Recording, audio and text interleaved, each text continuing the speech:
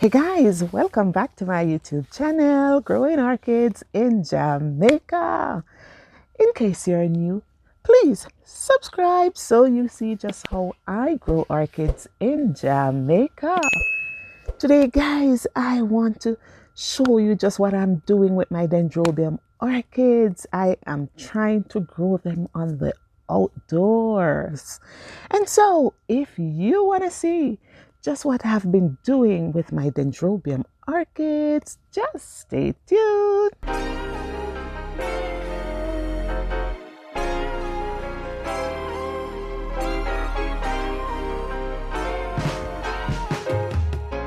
Welcome back guys. All right, I will be showing you just how I have been mounting some of my Dendrobium orchids. This here that I have it in a pot. This is actually a post, and you can use just about any post, but I'm actually using the fern root post here. And what I did, I actually planted it in a pot, and so you're able to move it just about anywhere you want to place it in your yard, or even on your veranda or your patio, your deck, wherever. When you put it in a pot, it makes it easier for you to move it around, and that is why I tend to plant most of my plants, my orchids. Most of them are planted in pots, or I may mount them, but most are in pots. If I make a bed, I actually have the plants in pots so that I can actually move them around. So the other day I had this kiki here growing from a mother plant, and what I realized, I wanted to take it off the mother plant. So what I actually did, I just cut the cane and just tie it onto this bit of fern root, and I realized it actually has started to send root down into the fern root. This concept, I've done it before, and as we go along I'll show you some of what I've been doing with the Dendrobiums, but I'm just going to show you how I do it. So what I have here with me, I have some babies or kikis, and I am going to be cleaning them up and actually mounting them on this fern root here. And I'm gonna show you just how I do that. So what I actually do, I actually remove some of the roots. When you remove the roots, what will happen, it gives the plant the energy to send out new roots, and basically that is why it is important to remove most of the old roots. And the other aspect of it is that most of the old roots are gonna die anyway, and therefore it makes sense to get rid of them. All right, so this already has some new growth coming out. I'm not sure if you can see it, but let me show you right there. So I'm going to be taking off a lot of the older roots, and outside of removing the roots, what you're going to need, you are also going to need your whatever it is that you're going to be using to mount the plant onto this fern root. I don't usually get rid of all the roots, but I will get rid of most of them because I also use the roots to help to anchor the plant. I'm going to be using zip ties to hold them securely onto the mounted item. And so when I'm mounting also, I tend to put the section with the new growth onto the mounting material. So there goes, and then I use my zip tie, push that around to securely fasten the plant, and there goes.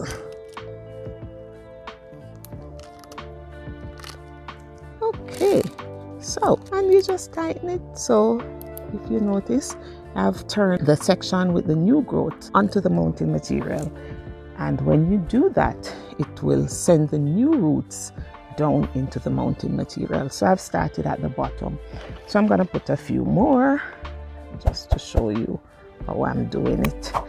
And of course I'm going to be removing some of the unnecessary roots, especially the dead ones, and work with the newer growth And I'm gonna put this on the other side. So I'm gonna put this one here, and so I'm gonna use this to anchor it securely in place. Here it goes. So you'll just tie it until it actually is firm enough. And when you're doing it, you have to also be mindful that you do not want to damage the roots, you do not want to damage the new growth, and you do not want to damage the plant. I'm gonna put a few more on it. Put this one to this side. But it's quite easy, and these Dendrobium orchids, they are very forgiving, and so they grow without any issue, and they are very forgiving plants. So if you did anything with them that they don't like, they'll forgive you, and they will either send out a kiki or send out a new growth. And that's why I like working with them. And you have to be a little gentle with it, because you do not want to damage the new growth, because that is what will get the plant going. Okay, so far I have mounted 5 plants, and I'm gonna put a few more to the other side right here to give it some body, for it to become lush and nice and bunchy. And usually the best time to do this is when you see new roots coming out, and there you'll see the new roots. Right, that's usually the best time to repot or replant. However, it's the best time, but it doesn't mean that it cannot be done at any other time. If the new growth gets damaged, sometimes it will set the plant back. And there it is, it's quite firm. And there it goes. And so guys, so what I'm gonna do with this, I'm gonna be watering it, and I'm gonna keep it somewhat semi-shaded for it to become established. And this is how I set up this little arrangement.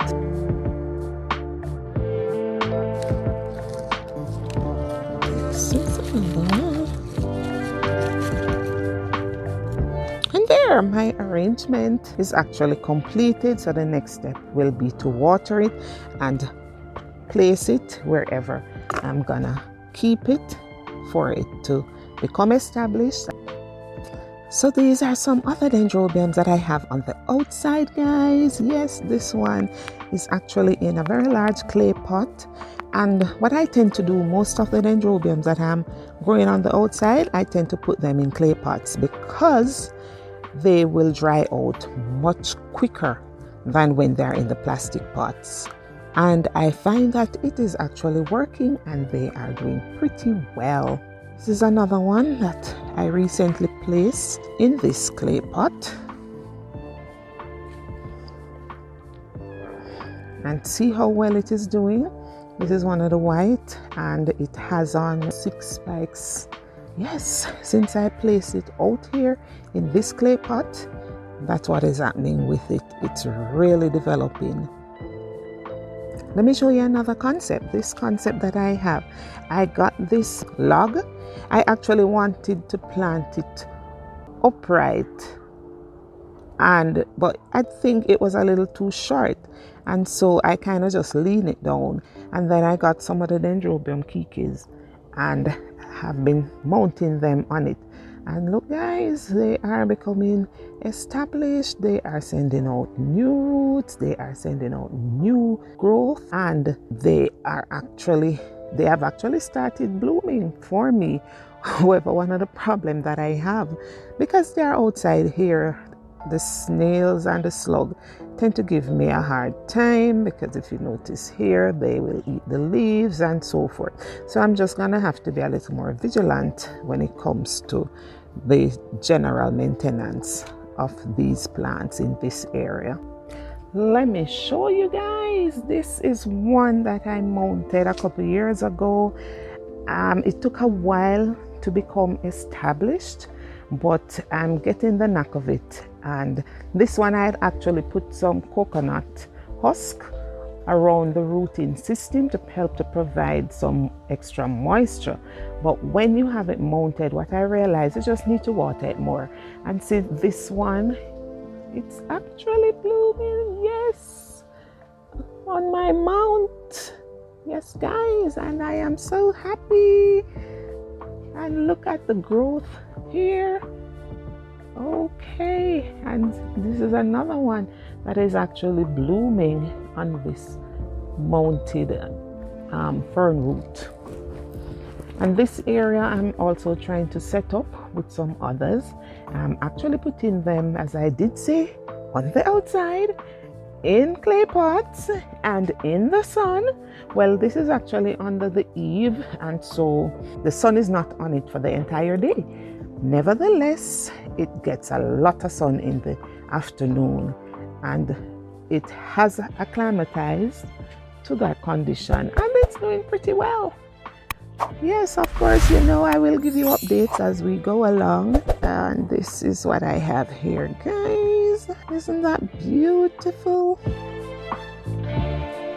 Yes.